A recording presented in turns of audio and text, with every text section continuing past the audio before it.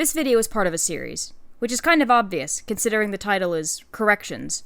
If you haven't watched the rest of the playlist up until this point, then I'm not sure why you're here, since you aren't going to have any context for the corrections.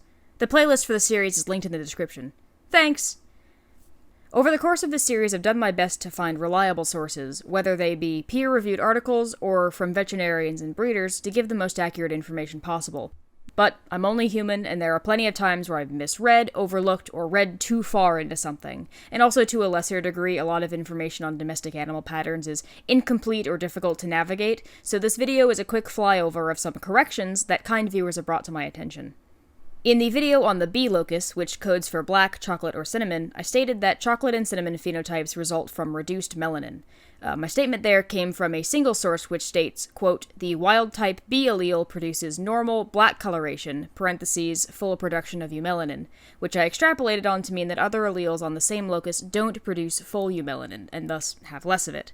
However, a commenter sent me an article relating to dogs that explained mutations in the TYRP1 locus, which is responsible for both liver in dogs and chocolate and cinnamon in cats, don't change the amount of eumelanin, but rather the shape.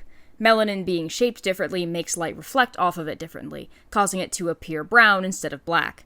However, this article is about dogs, and while it mentions cats, all it says is that TYRP1 is responsible for chocolate/cinnamon. That being said, this is a much more likely explanation than the one I originally gave in the video. Please consider this differently shaped melanin to be the more likely model, and if anyone has any further information, please send it to me.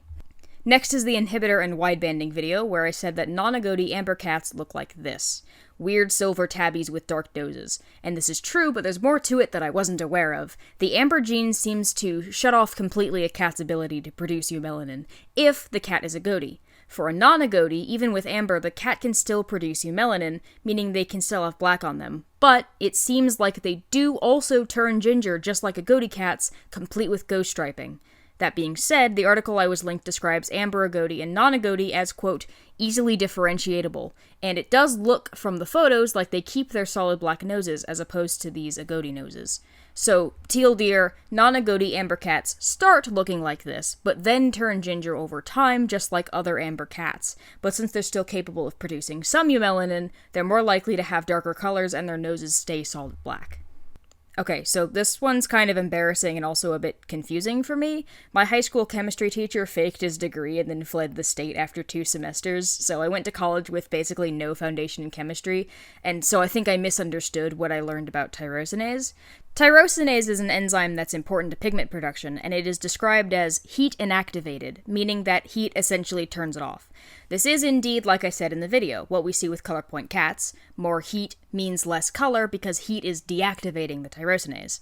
Where the mistake comes in is that I specified that Siamese cats have more tyrosinase, whereas sepia cats have less tyrosinase. Unfortunately, I couldn't find any articles, either then or now that I'm looking into it, that actually describe the mechanism of the colorpoint mutations. Oh sure, they describe the mutation, but not what the mutation does. They just say which amino acids get swapped out or confirm the mutations are on tire, but there's not much discussion beyond the genome sequence itself. The commenter who corrected me here didn't link me to an article, but pointed out that a much more likely model, given how tyrosinase works and what heat inactivated actually means, is that Siamese cats have less functioning tyrosinase, whereas sepia cats have more functioning tyrosinase. So with the caveat that we're talking about function and not presence, I got sepia and Siamese mixed up. The inheritance and phenotype descriptions I gave in the video are accurate, but mechanically, I got them backwards. Whoops! If you have any scientific articles that describe in more detail the mechanics behind colorpoint mutations and the action of tyrosinase in their bodies, rather than their genetic mutations or inheritance models, please link me. I would love to provide better information for all of you. And lastly, it's pronounced Devon Rex. English is a horrible language. Thank you so much for leaving corrections on my videos, and especially to those who've DM'd me to provide sources. I'm only one guy, and though I'm a guy who studied genetics as a hobby for basically my entire life and has had some college-level genetics education, I'm ultimately a guy with a bachelor's in evolution, not a PhD in genetics. So it's extremely important that knowledgeable viewers hold me and this series accountable, and help me provide better information whenever possible. The poll for which species I will cover next will go up shortly after this video. Please note that the poll itself won't be the ultimate decider of which species I cover, because the results will be tallied in addition to comments previously left on my last genetics video. See you in the next series!